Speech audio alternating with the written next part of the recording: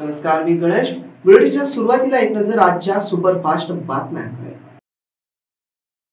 भारतीय स्वातंत्र्याचा अमृत महोत्सव अंतर्गत केंद्र शासनाकडून हर घर तिरंगा मोहीम सुरू करण्यात आली आहे. ही मोहीम लोकांनी घरी तिरंगा लावण्यासाठी आणि लोकांच्या हृदयात देशभक्तीची भावना जागृत करणं आणि राष्ट्रध्वजाबद्दल जनजागृतता वाढवण्यासाठी हर घर तिरंगा मोहीम लोक चळवळ बनली असून राज्यात मोठ्या उत्साहात जल्लोषात साजरी करण्यासाठी छत्रपती संभाजीनगर महापालिकेतर्फे देखील रॅली काढण्यात आली. तिरंगा यात्रेनं शहरवासियांचं लक्ष वेधून घेतलं होतं.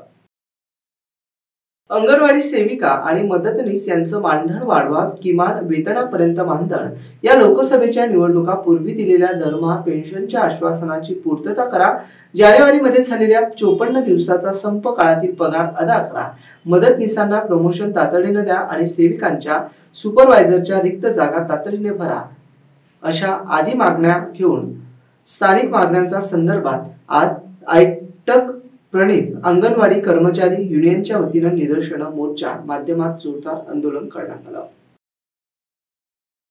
निवडणुकीत लढायचं की पडायचं हे आम्ही ठरवू, असं मनोज जरांगे पाटील म्हणाले. बँक मॅनेजरच्या कानशिलात लावत मारहाण करण्यात आली आहे. जालन्यात शेतकरी आणि निराधारांचं अनुदान थकल्याचा आरोप करत स्वाभिमानी शेतकरी संघटनेकडून बँक ऑफ महाराष्ट्राच्या मॅनेजरला मारहाण करण्यात आली. गरजू महिलांना रोजगार मिळवण्यासाठी महिला व मुलींना सुरक्षित प्रवास करता यावा यासाठी गरजू महिलांना गुलाबी ई रिक्षाचं उपलब्ध करून देण्यात येणार आहे. यासाठी इच्छुक गरजू महिलांसाठी अर्ज मागवण्यात आले, असं जिल्हा महिला बाल विकास अधिकारी सुवर्णा जाधव यांनी कळवलं आहे.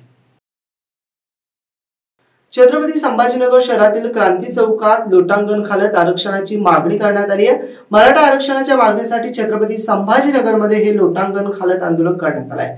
मराठा मावळा संघटनेकडून क्रांती चौकात हे लोटांगण घालत आंदोलन झालंय.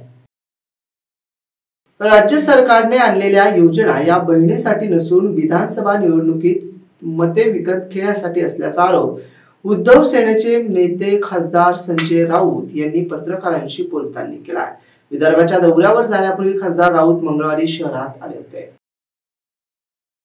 महायुतीचे सरकार पुन्हा आले तरच लाडकी बहीण योजनेसह इतर योजना टिकतील, असा प्रसार भाजपा कार्यकर्त्यांनी जनतेला जाऊन करावा, असं आवाहन भाजपाचे राज्यसभा खासदार अशोकराव चव्हाण यांनी मंगळवारी IMA हॉल येथे पदाधिकारी कार्यकर्त्यांच्या बैठकीत केले.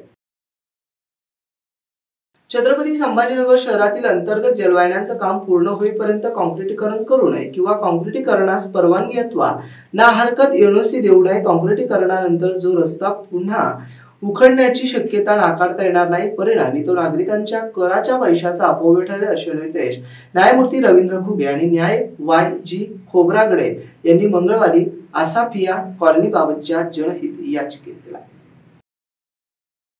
राष्ट्रवादी काँग्रेस शरद पवार गटाच्या खासदार सुप्रिया सुळे यांच्या शिवस्वराज्य यात्रेला धाराशिव जिल्ह्यात सुरुवात झाली आहे. सकाळी त्यांनी कुलस्वामिनी आई तुळजाभवानीचं दर्शन घेतलं आणि देवीचं दर्शन घेत साकडं घातलं. त्यानंतर त्यांनी माध्यमांशी देखील संवाद साधला. याबरोबरचे बातमीपत्र संपलं. पुन्हा भेटूया बातमीपत्राच्या पुढील भागात. तोपर्यंत पाहत राहा.